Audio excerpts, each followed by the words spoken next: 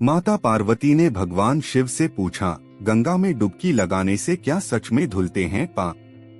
भवानी शंकरो वंदे श्रद्धा विश्वासरूपिणो याभ्या विना न पश्यन्ति सिद्धाः स्वान्तः स्थमीश्वरम। प्रेम से बोलिए जय भोलेनाथ। गंगा स्नान से पापों का नाश होना बतलाया गया है, परंतु नित्य गंगा स्नान करने वाले लोग भी पाप में प्रवृत्त होते देखे जाते हैं। ऐसा क्यों? आइए इस बात को एक दृष्टांत से समझते हैं। एक समय शिवजी महाराज माता पार्वती के साथ हरिद्वार में घूम रहे थे। पार्वती जी ने देखा कि सहस्त्रों मनुष्य गंगा में नहा नहाकर हर हर गंगे कहते चले जा रहे हैं, परंतु प्राय सभी दुखी और पाप परायण हैं।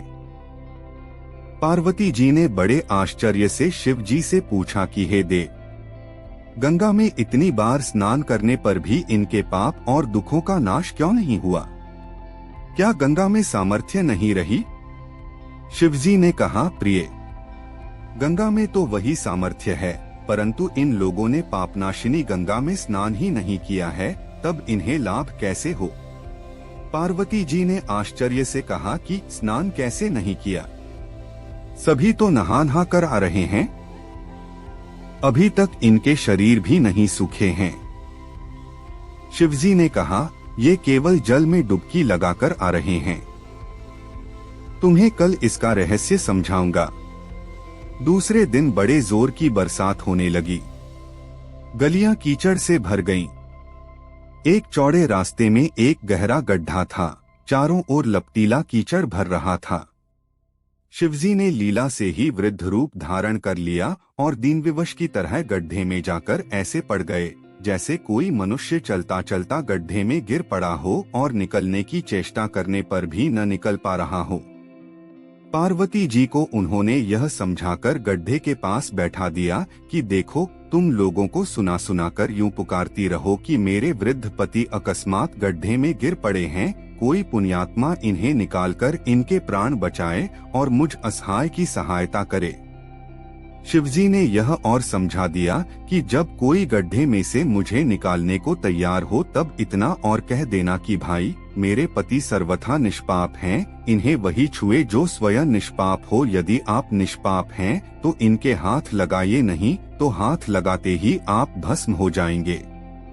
पार्वती जी तथास्तु कहकर गड्ढे के किनारे बैठ गईं और आने जाने वालों को सुना सुनाकर शिवजी की सिखाई हुई बात कहने लगीं। गंगा में नहाकर लोगों के दल आ रहे हैं। सुंदर युवती को यूं बैठी देखकर कईयों के मन में पाप आया। कई लोग लज्जा से डरे तो कईयों को कुछ धर्म का भय हुआ, कई कानून से डरे। कुछ लोगों ने तो पार्वती जी को यह भी सुना दिया कि मरने दे बुढ़े को, क्यों उसके लिए रोती है। आगे और कुछ दयालु सच्चरित्र पुरुष थे, उन्होंने करुणावश हो युवती के पति को निकालना चाहा, परंतु पार्वती के वचन सुनकर वे भी रुक गए। उन्होंने सोचा कि हम गंगा में नहाकर आए हैं तो क्या हुआ, पापी तो हैं ही, कहीं होम करते हाथ न जल जाएं।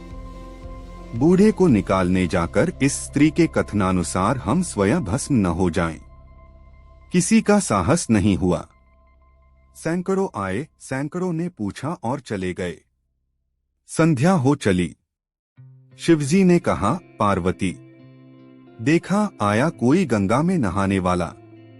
थोड़ी देर बाद एक जवान हाथ में लोटा लिए हर हर करता हुआ निकला। पार्वती ने उसे भी वही बात कही। युवक का हृदय करुणा से भर आया।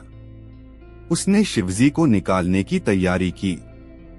पार्वती ने रोक कर कहा कि भाई, यदि तुम सर्वथा निष्पाप नहीं होगे तो मेरे पति को छूते ही जल जाओगे। उसने उसी समय बिना किसी संकोच के दृढ़ निश्चय के साथ पार्वती से कहा कि माता, मेरे निष्पाप होने में तुझे संदेह क्यों होता है? देखती नहीं मैं अभी गंगा नहाकर आया हूँ।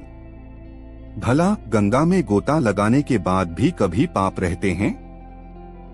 तेरे पति को निकालता हूँ। युवक ने लपककर बूढ़े को ऊपर उठा लिया।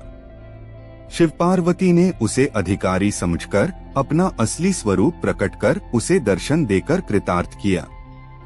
शिवजी ने पार्वती से कहा कि इतने लोगों में से इस एक ने ही गंगा स्नान किया है।